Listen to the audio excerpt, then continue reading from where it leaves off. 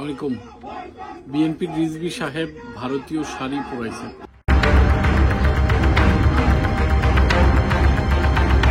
বউয়ের একটা শাড়ি পরাই দিয়েছেন এবং তিনি খুব কষ্ট করেই এবং মনের দুঃখ নিয়েই বলছিলেন যে ওরা যদি আমাদের পতাকাকে পোড়াতে পারে, ওরা আমার দেশকে অসম্মান করতে পারে, আমার মা মাটিকে অসম্মান করতে পারে, তাহলে আমি আমার বউয়ের প্রিয় শাড়িটা যেটা ভারত থেকে আনা হয়েছে সেটিও পরাতে পারি। এবং আমার এই শাড়িটি, আমার বউয়ের এই শাড়িটি আমার বউ নিজে আমাকে দিয়েছেন পরানোর জন্য। যোদ্ধারা, সালাম আলাইকুম রহমতুল্লাহ। রিজভী সাহেব মনের আংশিক জেদ প্রকাশ করেছেন। মূলত আমাদের, আমি মনে করি যে যারা মিনিমাম বাংলাদেশকে ভালোবাসেন, দেশকে ভালোবাসেন, যাদের দেশপ্রেম মিনিমামটুকু এখনো বেঁচে আছে, তাদের এমনই করা উচিত। কারোর প্রতি এত অসম্মান করা উচিত নয় যেন তারা এই ধরনের কর্মকাণ্ডে লিপ্ত হতে বাধ্য থাকে। আপনারা ইতিমধ্যে অবগত হয়েছেন যে ভারত অনেকগুলো হসপিটাল থেকে তারা বিজ্ঞাপন দিয়েছে যে তারা বাংলাদেশিদের ট্রিটমেন্ট করবে না, তারা বাংলাদেশিদেরকে সেবা দেবে না। কিন্তু আমরা কিন্তু তাদের সেবা দিয়ে যাচ্ছি, ট্রানজিট সহ অন্যান্য সেবা এখনো চলমান আছে। প্রিয় সহযোদ্ধারা, রিজভী সাহেবের মতো, রিজভী সাহেব আমার বিএনপির মধ্যে রিজভী সাহেব একমাত্র ব্যক্তি যার মোটামুটি আমি কোনোদিনই কোনো রকম ফ্যান না, কিন্তু রিজভীর এই কর্মকাণ্ড আমার খুব ভালো লেগেছে। আমার কাছে মনে হয়েছে যে এটি একটি দেশপ্রেমের সংজ্ঞা, এটি একটি দেশপ্রেমের উদাহরণ। আমরা এটি বুঝতে পারি এবং আমরাও আমাদের জায়গা থেকে প্রতিবাদ করা উচিত। রিজভী সাহেব যেই প্রতিবাদ করেছেন এটি একটি প্রতিবাদ, আপনার ওই ধরনের প্রতিবাদ করা উচিত। ভারতের পণ্য আমরা বর্জন করব, ভারতকে আমরা বর্জন করব, ভারতের টেলিভিশন চ্যানেলকে আমরা বর্জন করব। সর্বোপরি ভারতকে আমাদের আপাতত আর দরকার হচ্ছে না।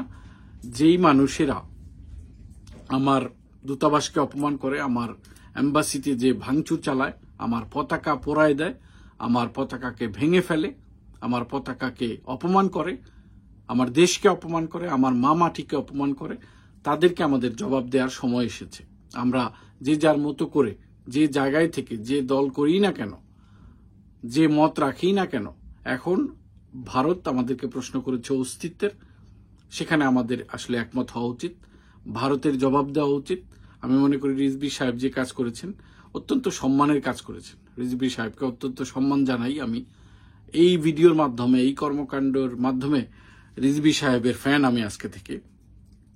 আমি বলেছি যে রিজভী সাহেবের কর্মকাণ্ড আমার কখনোই ভালো লাগেনি, এর আগেও বলেছি। অনেকে বিএনপির আমার ভাইরা হয়তো দুই চারটা গালিও দিতে পারেন এই কারণে, কারণ আমার ভালো না লাগতে পারে, আপনি কি জোর করে লাগাইবেন আমার ভালো? কারো আমার পছন্দ না, এমনকি আপনি বৈক্কা মাইরা পিডে আমার জোর করে ভালো লাগাইবেন তারে, এরকম কিছুই না। আমি বিএনপি করলেই যে ফখরুলরে আমার ভালো লাগতে হবে এটা জরুরি না। আর আমি বিএনপি করলেই যে আমার আপনার মতের সাথে আমার সব কিছুতে একমত থাকতে হবে এরকমও কিছু না, এরকমও কিছু না। কিন্তু সুতরাং আমি মনে করি যে রুহুল কবির রিজভী যেই উদ্যোগটি নিয়েছেন, এটি বাংলাদেশের সমস্ত মানুষের এই ধরনের উদ্যোগ নেওয়া উচিত। এবং সব মিলিয়ে গতকালকে যে ছবিটি সমস্ত ফেসবুকে, সোশ্যাল মিডিয়ায় ঘুরে বেড়াচ্ছে যে ডক্টর ইউনূসের সাথে বাংলাদেশের সবাই, স্বৈরাচার চোররা বাদে, যারা 15 বছর ভোটবিহীন আমাদের দেশকে শাসন করেছে তারা বাদে সবাই এক ব্যানারে এসেছে, এটি একটু প্রশংসনীয় কাজ হয়েছে। আমি মনে করি এইভাবে আমাদের দেশের যখন প্রশ্ন আসে, মাতৃত্বের যখন প্রশ্ন আসে, মাটির যখন প্রশ্ন আসে, আমরা একসাথে থাকবো, আমরা একসাথে কাজ করব এবং আমাদের মাতৃভূমিকে নিয়ে, আমাদের মা মাটিকে নিয়ে যদি কেউ অপমান করে কথা বলে আমরা জবাব দেব। আমরা মনে হয় একসাথে এসে সঠিক কাজ করেছি এবং আমি মনে করি যে রুহুল কবির রিজভী যেই কাজ করেছেন আমরা একে সম্মান জানাই। আমরা মনে করি যে সত্যি সত্যি এদের আমাদের আর দরকার নেই। আপনারা টেলিভিশন নিউজে ইতিমধ্যে দেখেছেন প্রচুর পরিমাণে কলকাতার নিউজ হচ্ছে, একমাত্র শুভেন্দু বাদে সব জায়গায় আমরা নিউজ দেখতে পাচ্ছি যে কলকাতার মানুষ কিন্তু অলরেডি ডিক্লেয়ার দিয়েছে যে তারা আমাদের সেবা দেবে। ডক্টর অ্যাসোসিয়েশন, মানে হসপিটালের যারা ডাক্তারদের অ্যাসোসিয়েশন আছে, তারা ডিক্লেয়ার করেছেন যে বাংলাদেশিদেরকে সেবা দেবে, যে কয়টা মেডিকেল তারা সিদ্ধান্ত নিয়েছিলেন তাদেরকে তারা হুঁশিয়ারি দিয়েছেন তারা যেন এই ধরনের কর্মকাণ্ড না করে। তারা কিন্তু 10% ডিসকাউন্টও বিজ্ঞাপন দেওয়া শুরু করেছেন বাংলাদেশিদের জন্য। সুতরাং বুঝতেই পারছেন যতটুকু আমাদের ভারত প্রয়োজন তার চেয়ে 3 ডবল ভারত আমাদেরকে প্রয়োজন। দেখা যাক কি হয়। আমাদের আপাতত ভারতকে দরকার নেই।